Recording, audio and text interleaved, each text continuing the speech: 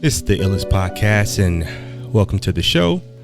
I got my buddy with me, Cliff Nugent. We're going to talk about some topics today, some things that are trending in the world, and some things that are not trending enough. So, how you doing today, Cliff? What's going on, P? I'm good, man. I'm good. Always good to hear, man. Good to hear. Oklahoma treating you well? It is, man. It is. No complaints here. Just living life, man. Actually going through the motions. You know how it is. Word. All right. Well, let's start by talking about the biggest story of the last 2 weeks. What's the town? Frisco, Texas. I've never heard of this town. But in Frisco, Texas. Oh, you have? Okay. Well, you know, you closer to it. But Frisco, Texas, about, what was the date? April 2nd. So about 2 weeks ago, approximately. We had a track meet going on, and there was a rain delay. And apparently, during the rain delay, there was an altercation between, I hate to even say this up front, but everybody knows that there was a black kid and there was white kids. And apparently the black kid went and sat in a tent that wasn't with his school. Correct. It happened to be with the white kid's name is Austin Metcalf, and the black kid's name is Karmelo Anthony with a K, not that Karmelo. So there was an altercation because apparently Austin Metcalf and his brother and maybe others, don't really know yet, urged him to leave the tent because he wasn't he didn't go to that school, and it was reserved to only people who go to their school. And the altercation turned into a stabbing of Austin Metcalf, which turned out to be unfortunately fatal. Okay, so those are the facts. Some of it to me can still, I think there's going to be a lot more that comes out, but most of that account comes from Austin Metcalf's twin brother, who was there as well. So what have you gathered from this story? Just a real quick breakdown of it. From what I gathered, and yeah, I have heard of Frisco. They have in Frisco what they call the Texas relays. I'm sure they have Ohio relays, where everybody in the state that wants to attend this track meet. It's a huge track meet. Sure. So it brings people from all over the state of Texas, and sometimes they bring other schools in, or other states in. So what I've gathered is there was a rain delay, and me being a former track athlete, at track meets, you meet other people, you go to their tent, you chill, all this type of stuff. So that's what I'm assuming Karmelo did. He knew some people at this other tent, went in there, and was talking to them. From what I gathered, the two brothers came, and like you said, were like, hey, you need to leave. This is our team. And there was an altercation. Now, I did read that these two brothers are physically imposing, muscular. Right. And I can confirm that in the pictures I saw. Okay. Yep. And that I don't know this. This is what I've read, that they were bullies. Per se. I'm assuming they were just intimidating by their size, and they used it to, kind of control whatever they could control. Now, so I do have a question. So where are you getting that they were bullies from? Multiple reports, reading on the internet, reading in the papers. Multiple reports from who? Someone who was there, or just multiple reports from students that went to the school that they went to. Okay. All right. So they were bullies. They were bullies at their school. Okay. Is what I read and how I took it. So in general, okay, got you. And so they came in, told this kid to leave. I'm assuming it was some type of intimidation method, like, you know, you're gonna get out of here. We big guys, blah blah blah. And something happened. And then, of course, like you said, unfortunately, somebody lost their life over the thing. And what I'm hearing is people are like, well, you know, why did this kid have a knife? And why did it come to the point that he had to stab this kid? Right. I haven't read anything, maybe you have, that says that they started the argument that turned into it. I don't know what led up to the stabbing. Have you read anything on that? I did. I actually read the police report, and I believe it was in the police report that stated that he came over to their tent, and then they came over and tried to get him out of it. But I also heard from so-called accounts, and I'm going to say so-called because I haven't confirmed any of that, so-called accounts of people who were possibly there, saying that they actually came over from somewhere else, saw he was in the tent, he was on his phone, is what they said, and then they came over from somewhere else to get him out of there. That was all of the stuff I found. So what? How did the altercation in the police report? Did it say how the altercation or the argument started? Was it just them trying to get him out of the tent, or yeah, that was basically it? Okay. They basically were saying, you don't go to this school, you don't belong in this tent, and then it escalated from there. So and then the way it escalated was, I'm not sure, I can't remember if it said Austin put his hands on him first, but I guess they were just, like you said, maybe in just kind of what is it called? What is it called? Not intimidating. When you're trying to, it's a like a misdemeanor. Shoot, I cannot think of it, man. But it's okay. I have seen it before, but menacing. That's what it's called. Okay. So, perhaps they were, menacing, and he was just like, look, touch me again, and basically, I'm gonna show you what's up. And so he threatened him. Yeah, he threatened him, and I guess the boy he grabbed his bag. And then Karmelo went in the bag and pulled out a knife, he went in the bag and said, "Punch me and see what happened," And then I guess from there, I didn't read anything that said he did punch him. Next thing I read was that he stabbed him. So okay. So from what you gathered, this kid didn't physically touch Karmelo. No, I gathered that he did initially, but he didn't stab him initially. And he was just kind of like, look, if you continue doing this, you're gonna wish you hadn't.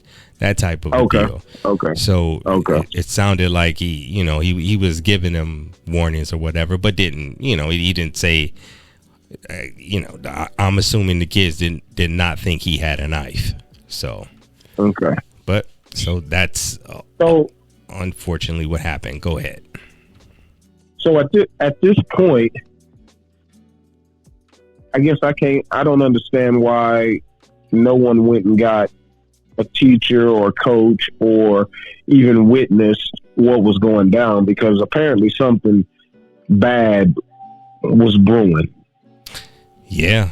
I would think that there would be plenty of track and field administrators around, some officials, something where somebody could have stepped in and helped prevent this. I don't know, but it's turning into the one of the worst things it could, though. It's turning into a racial line, a racial divide.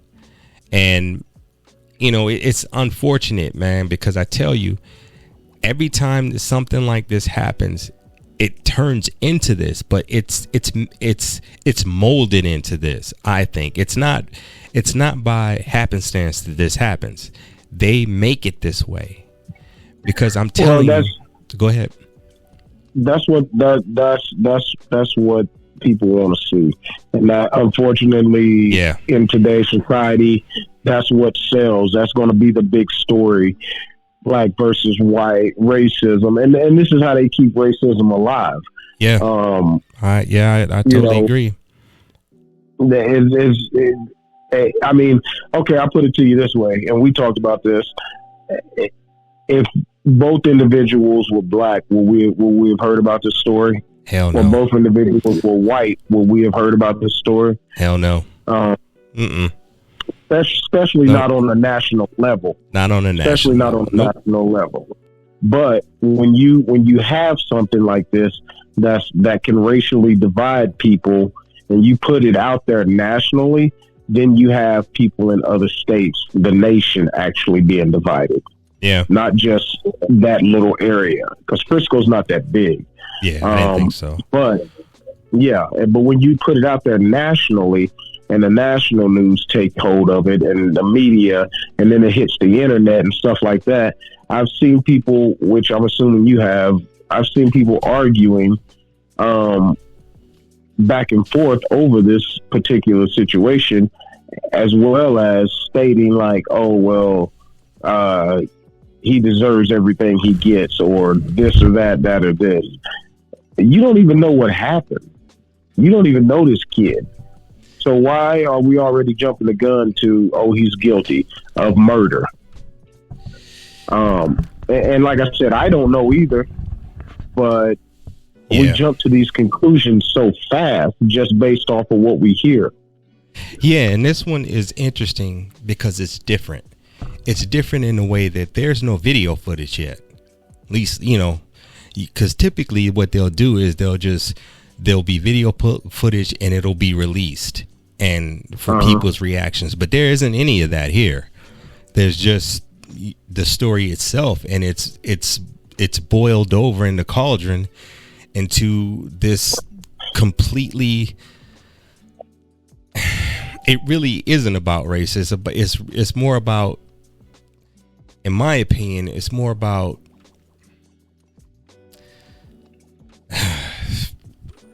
raising your kids right. And I guess that's the, I feel like, you can so elaborate on that. Okay. What do you mean raising your kids right? Both ways, or one way, or both ways? So let me clear some things up first. I'm not one who's leaning either way on this story, because I believe that there's a whole lot more information to gather and to glean from this. So I'm not going to react to it like that. It's terrible that it happened, period.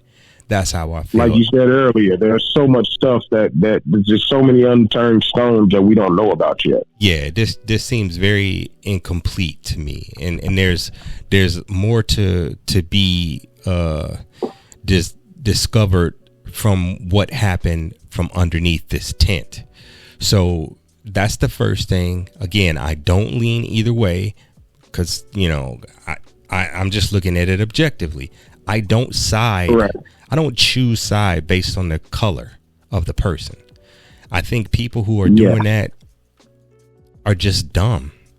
That's the only word I have for that. I think it's just dumb. To make a decision like that based upon the person being black. I mean, this boy could just be straight evil. We don't know anything else about him, really.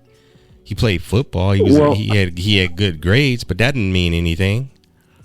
He could be pure evil. Before you explain to me about the parents. I want to ask a question, or I just want to give you a quick rundown of the conclusion I come to. I don't think this was just an incident that just occurred because they came in and asked him to leave. I don't know how close their schools are, but the conclusion I came to is that they knew each other. And there might have been some previous interactions between the two. Yeah. And this just happened to be the day that it went down. It's possible. That's what I'm, and I don't know that, right. But I'm just saying it's possible. That's how I see it. Mm-hmm. Yep. And I think there's hundreds of possibilities, but so that's the first thing. I don't lean either way on this. So the parenting thing. So let's talk about that. So his father was very quickly put a camera put in his face, and it really was shocking to me how calm he was, because this was very, very new. I think this might have been day of, but he was very, very calm, and he was basically pleading for people not to make this a race issue. He's like, it's not a race issue, it's a human issue. And of course that was disregarded, of course. But so that was shocking to me. And then it was shocking to me that how quickly you had the people involved on camera in general. Typically, you don't, when something like this happens, you don't really see the day of people being interviewed. It was kind of weird to me. Like, I was like, that's quick. That's very quick. And, but so the parenting thing, so I'm going to bring a comp here. When George Floyd, the George Floyd incident occurred, people start going into his history and how he was a career criminal, a drug addict, and just an all around not very nice person.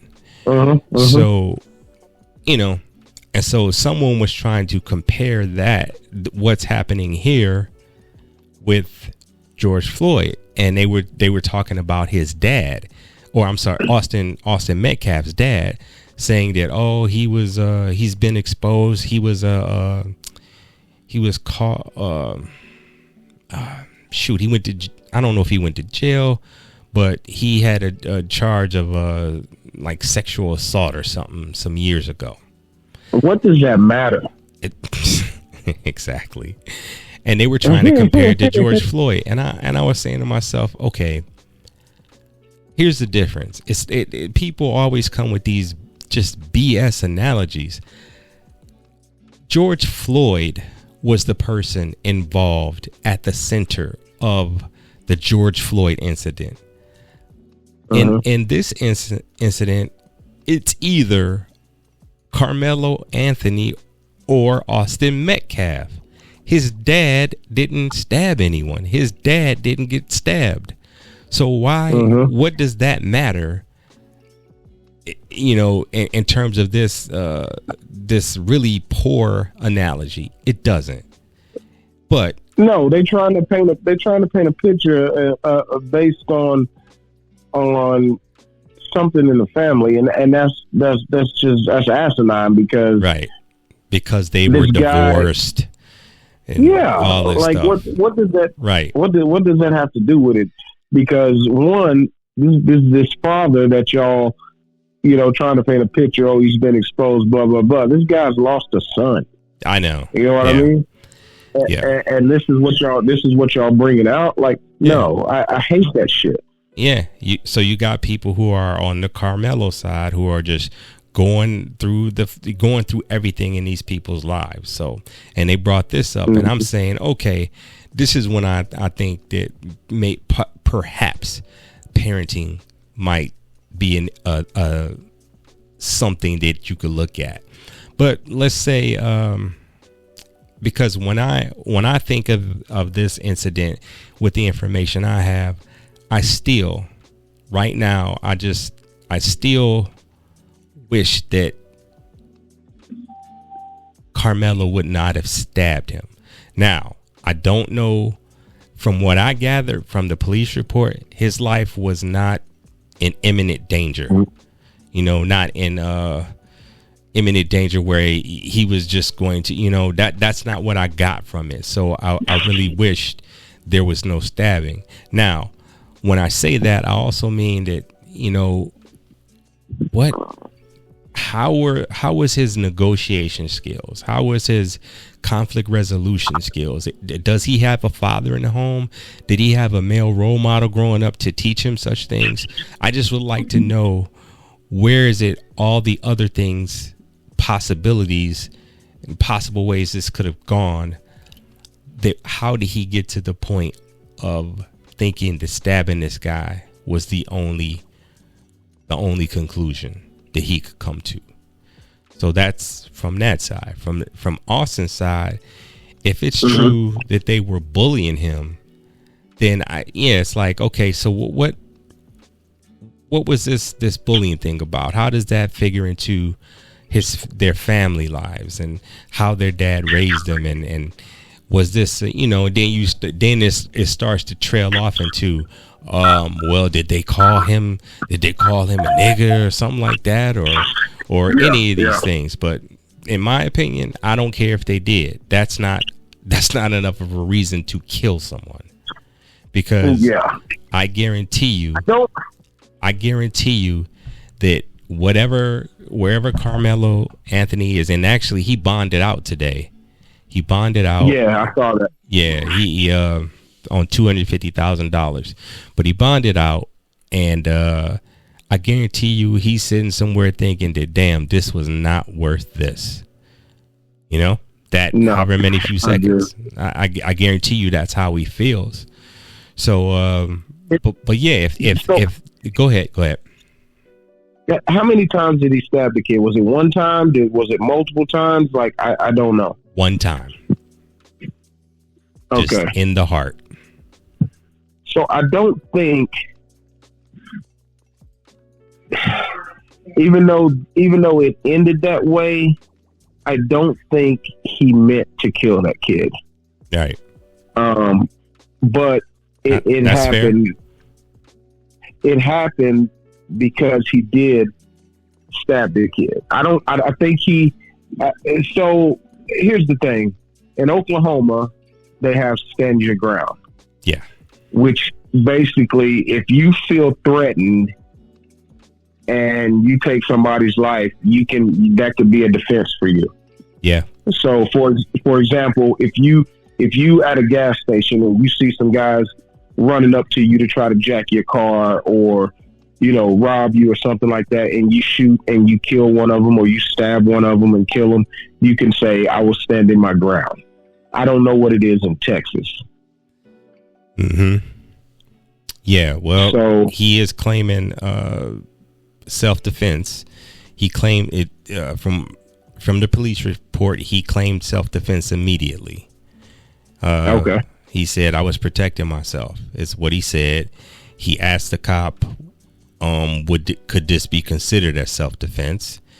And it looked like multiple times he was saying something about self-defense. So, you know, but again, the parent thing is that it's basically based on whatever happened, because if they were bullying him, then it's like, what in their upbringing, their rearing made them like that, you know, made them bullies, or was their father not there enough for them, or, you know, just shit like that, man. I just that's kind of when the upbringing, to me, it does matter, because I think people tend to be these days too reactive. They react to everything, and like you mentioned in an earlier conversation, people are impatient. And if you put those two things together, impatience and being reactive, that's a really explosive chemistry. It really is. Yeah. And that's what we get today. So, you know, and it is from all angles too. You got people already saying, "Oh, he's going to jail for a long time. He's this, he's that." I was like, I mean, come on, can we get past that a kid died here? It's like, yeah, they already form an opinion of guilty. Yeah, or innocent, or at least self-defense, I should say. And, correct. And to me, these views and these comments are being fueled by hate. They're being fueled by hate for the other race, or the so-called race, I should say. And I think, but that's what the media wants, and that's why, as you spoke of earlier, if this wasn't racially brought to our attention, as far as, because the first thing I heard about this was black kid stabs white kid. I didn't hear teenager stabs teenager. I didn't hear athlete stabs athlete. I heard black kid stabs white kid and kills him. That was the headline that I heard initially. Definitely going to frame it that way. Yeah, because again, if this was two black kids stabbing each other, I don't think it would have made national news. If it was two white kids stabbing each other, I don't think it would have made national news. No, but I mean, it's proof positive. I mean, we see that all the time, like the story in Detroit from a few days ago, where the family put their mother to rest.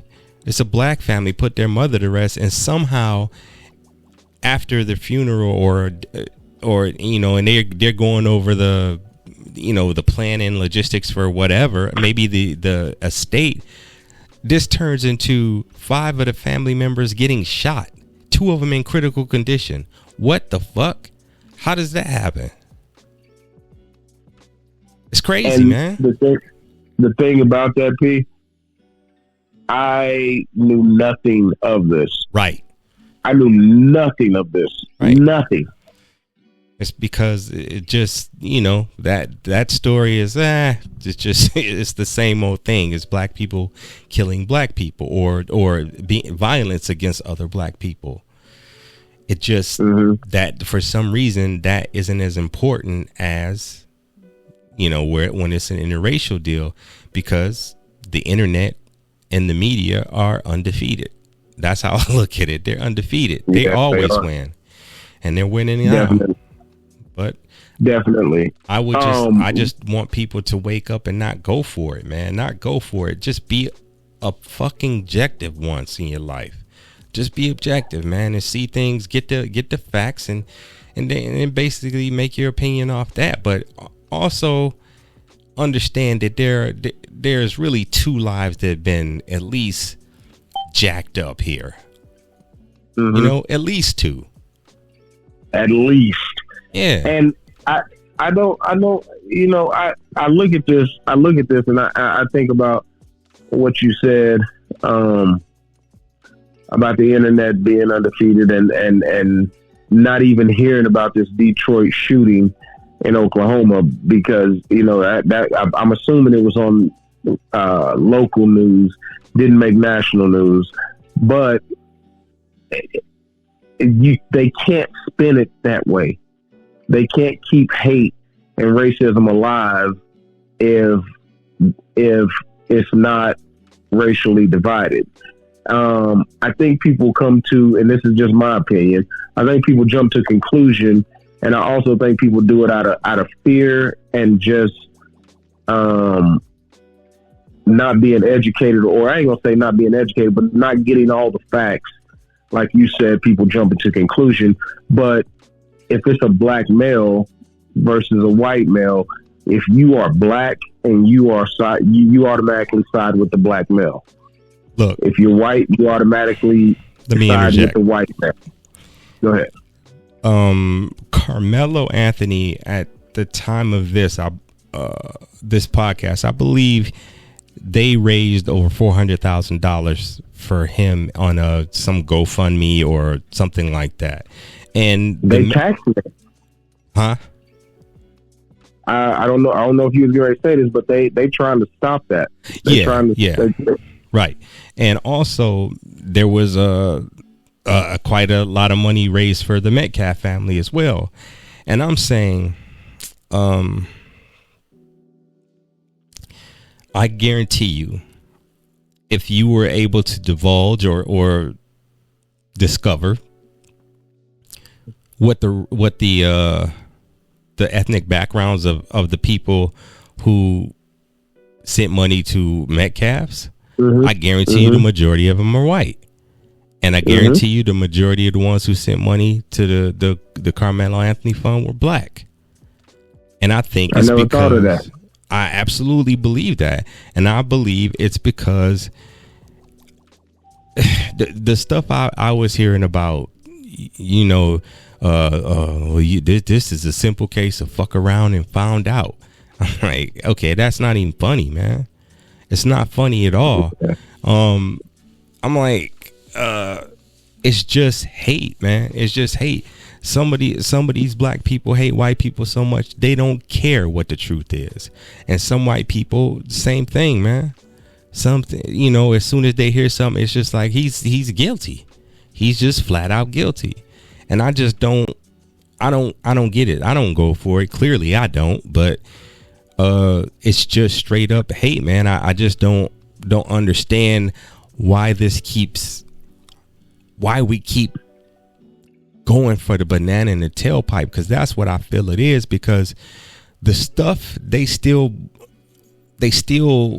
permeating out there that why we should be at it, the whole slavery thing, dude. It's so many facts about slavery that black people just disregard, just flat out disregard, because it doesn't fit the victim narrative.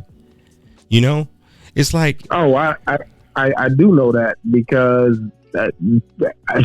I've had conversations with people that don't believe white people were slaves, like, period. They don't believe black people were slaves. Don't believe white people were slaves. I'm sorry. Yeah. Yeah. They were. Because so I had this conversation with somebody. It's crazy. Real quick. I know this is jumping, but I told him, like, white people were slaves before black people, but the only reason they brought black people over, and this is just my opinion, is because if a white person was a slave and they left and went west, you ain't gonna be able to tell if he was a slave, because he's white. Right. He can easily change his whole demeanor. But a black man is a slave. He can't just get up and leave. You know what I mean? Yeah. And they argue me down, like, oh no, white people ain't never been slaves. I'm like, yeah, they actually have. They were Irish slaves. Yeah. Yeah. There was, but people don't do their research and their knowledge. I mean, a lot of this is basic history. It's like these people that you're talking about, they don't know history.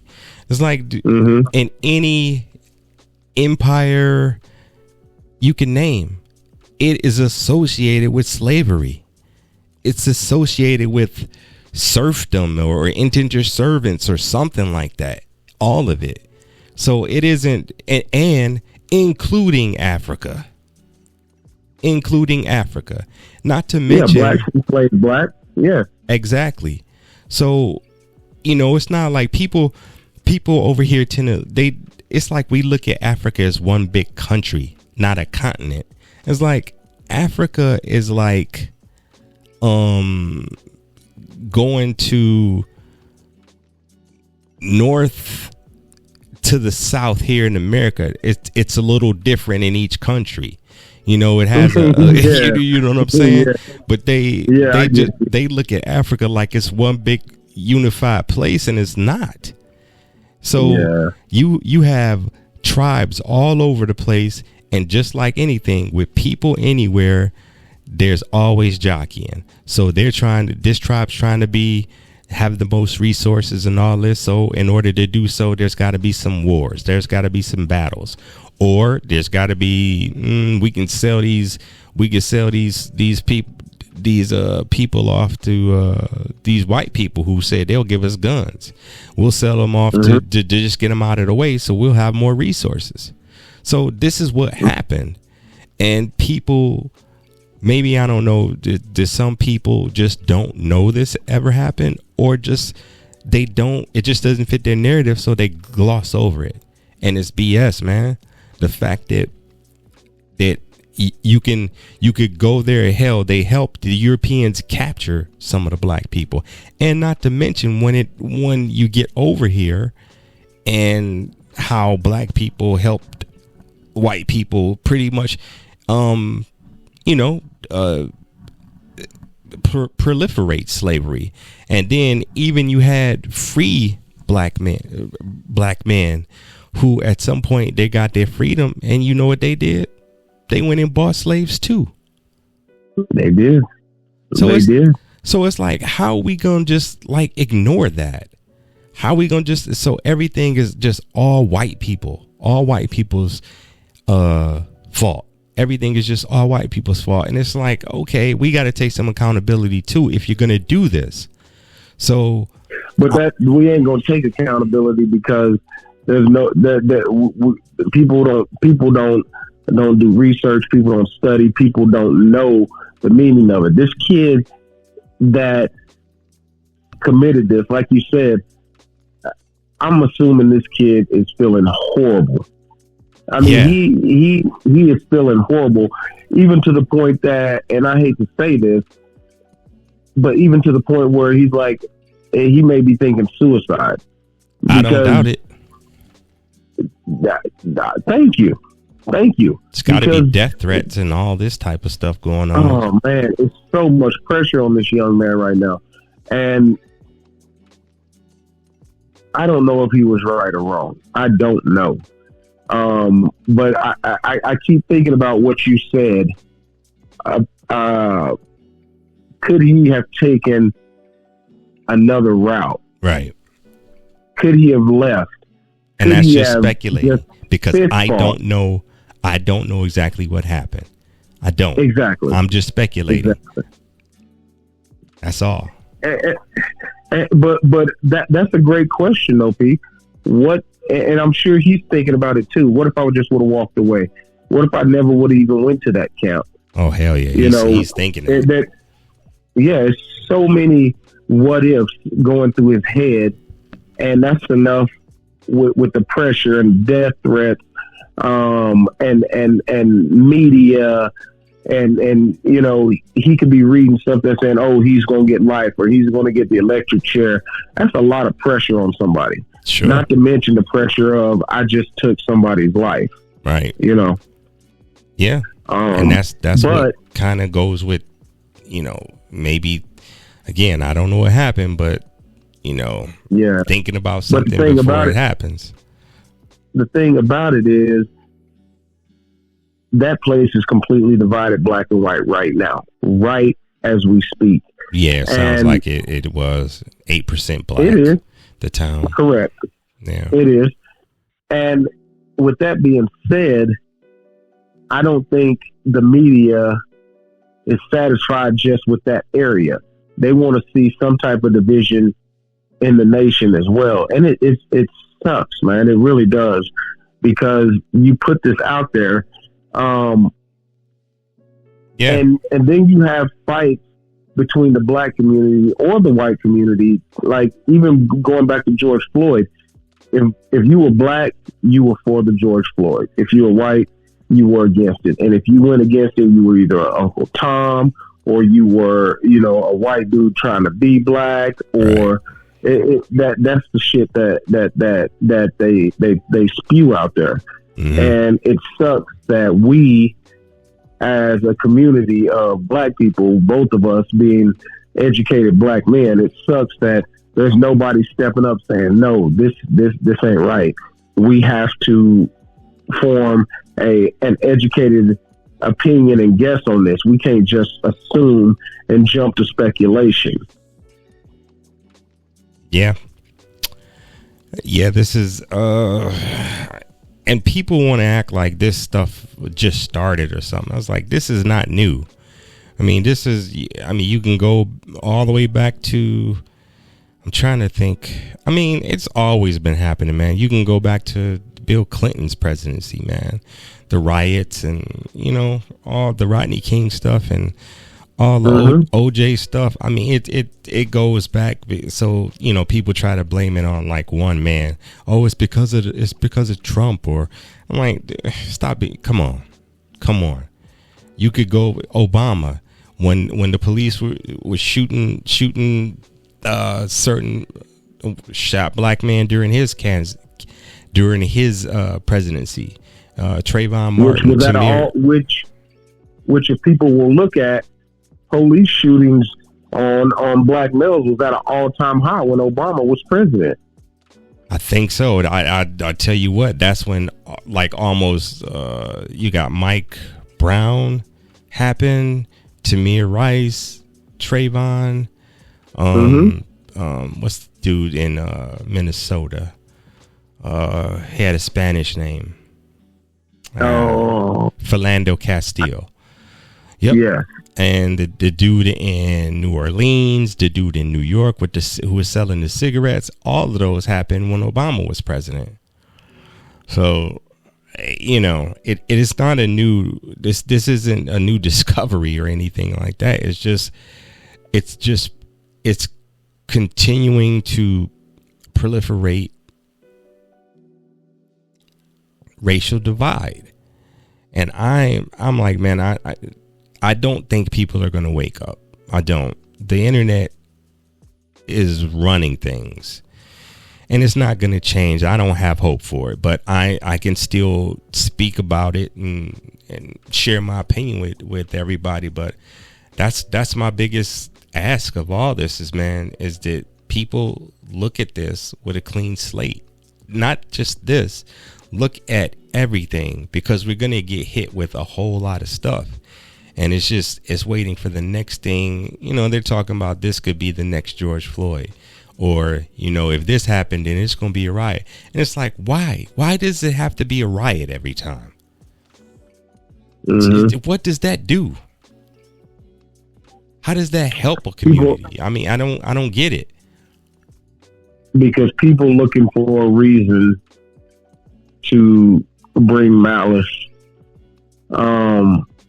People looking for a reason to be angry, or not even looking for a reason to be angry. They already angry. They're just looking for a reason to react. But see, we talked about this today. There's people out there right now that are gun owners, and they're looking for a reason to use them. Well, yeah. That's, I what did you call it today? Justified killing or something like that? I think that's what it was. Yeah. Yep. Basically, they want a just kill. Yep. Just so they can so they can be like Furious Styles out on the lawn. Yeah, I shot. I let off two. Right. He's like, "Well, did you get him?" He's like, "Well, if I got him, he'd be right here." They Furious Styles. Furious Styles. With the 40, was that a 45 or 357 Magnum? Yeah, 357. Yeah, man. It was they definitely want to shoot at somebody, and that's unfortunate, man. But to go back on to what you just said about they're angry. Well, I asked to that, what's the source of their anger? What are you angry about? Is it that you didn't see some of the things, man? I think just go back to accountability. Now, I'm not saying everybody situation or outcome is their own fault, but mostly I do believe it is not their fault. It's been their choices, and I believe that. I believe a lot of people, if you sit and think that white people can stop you from doing something, then you already cooked. That's how I feel if you black. If you believe that, then you cooked already. Welcome to McDonald's. May I take your order? Or something else that don't take. I don't know. I'm just saying that if you believe that, then you are destined to not reach any type of stratus that you could have, because you're already being a victim and you're already defeating yourself. But P, we done. This is my thing. We done already went through all that. Like, we at a point now where, like you said, it's self-choice. You shouldn't have to depend on anybody to do anything. You should be able to go out there, either get the loan, get the grant, get the knowledge, get the information. It's all out there. I know, but it seems to me that anytime somebody white says no to a black person, it has to be racism. It can only be racism. Can't be their credit. You know, I'm not saying that redlining and shit like that didn't happen. Yeah, I know that happened, but I'm saying this, it ain't every damn time. It just ain't every time. The people, they take it to heart, like this because of white people and all this. And I'm telling you, man, if it happens one time, that's going to be the continued excuse. Because of that one experience. And I'm sorry, man. I was never taught this to be limited by anyone. And even the experiences I had, you know, in places like North Dakota where we were, man, I just never let that shape how I felt about people, man. It just didn't, because if I let my experiences completely shape how I felt about people, then I wouldn't have a goddamn thing to say to no black people, because those are the people who done me the wrongest. I feel you. I feel you on that. So, and it's some people out there. It's some Uncle Ruckus is out there. Yeah. And it's sad because they look, I ain't gonna say we look, as black people, we look for something. And that's why when you said the riot, we look for something that we can try to get some type of advantage on. Right. You know, the riots, the looting, the this or that. And we shouldn't look like that. There's a kid that lost his life. And there's a kid that pretty much, I look at it as two people lost their life, because kid will never be this kid will never be the same. Nah. No matter if he gets off, no matter if he gets convicted, he'll never be the same. And that's a life loss. If he can bounce back from it, kudos to him. Yeah. I personally couldn't bounce back from taking somebody's life. Even when I was in the military, I don't think I could have took anybody's life. It's just not embedded in me, because human life is worth more in my experience. There's nothing nobody can do to make me take their life unless it's doing something to my kids. That's the only thing. Sure. Grave danger. Just grave danger. Yeah. Them or me. I get it. But I've never been placed in a situation like that, where it's like, oh man, if I didn't, there's a situation to happen that could have went that way, but nah. For the most part, I've never put myself in positions like that. You know, I think a lot of. So do you think?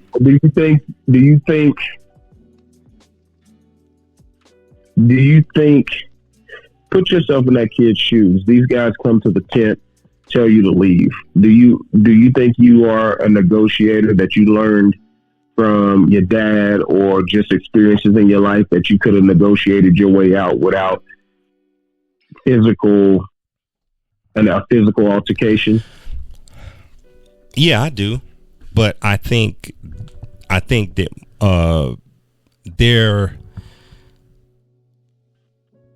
these kids today are being raised differently than we were.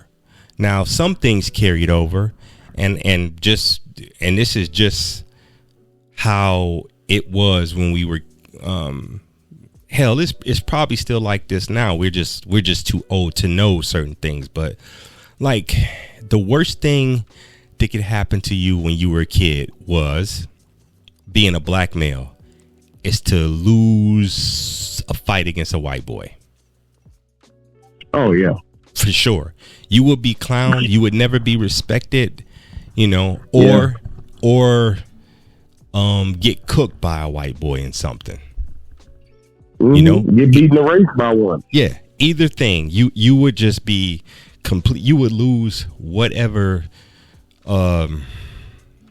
credibility. Whatever credit and swag and whatever you want to call it. You would lose all that. So there's already that thing that we have. It's like you bet, you know, mm-hmm. and some men said, I remember hearing this before. It's like, you better not lose no fight to no white boy. I've heard a dad say that to his son before. You better not lose no fight to no white boy. So, you know, if that's embedded in him, then it's conceivable that this could happen. You know, maybe it did get to that point. Maybe he was losing. Maybe, I don't know. But I'm saying that I think that a lot has to do with how kids are being raised today on both sides. A lot of it. So just like with the bully thing, it's like, okay, y'all think y'all could just, you know, that ain't cool. That's not. Yeah, there is a to some degree, you know, a fuck around and find out, but not as a punchline. Like that one dude was using it. I'm just saying that. Yeah. Did you? And that goes both ways. That goes both ways with white dudes being told that by their people too. I'm sure, but I do know that. I thought about that, and I was like, yeah, you know, we have that thing where you cannot. That's the worst thing that can happen to a black male when you're a kid. I mean, you know, or probably, I'm sure it goes like that in college football and college basketball and stuff like that too. I'm sure that's still out there, and it's conceivable, in my opinion, that maybe he, you know, maybe that was one of the things he was carrying inside him, the teachings of his father. Maybe his father told him that or something. I don't know, but do I feel like I could have gotten out of that with that? Yeah, I do. I absolutely do. Okay. Yep. Now, what I would have did, it just wouldn't have. I mean, if nothing else, I would have just fought. I would have fought, taken an ass whooping, or whatever. I mean, I've lost before. I've lost fights before. I've had my ass kicked before. You know, that's how it go. Sometimes that's how it goes. I never, and to take it a further step, I never felt like I needed to walk around with a knife either.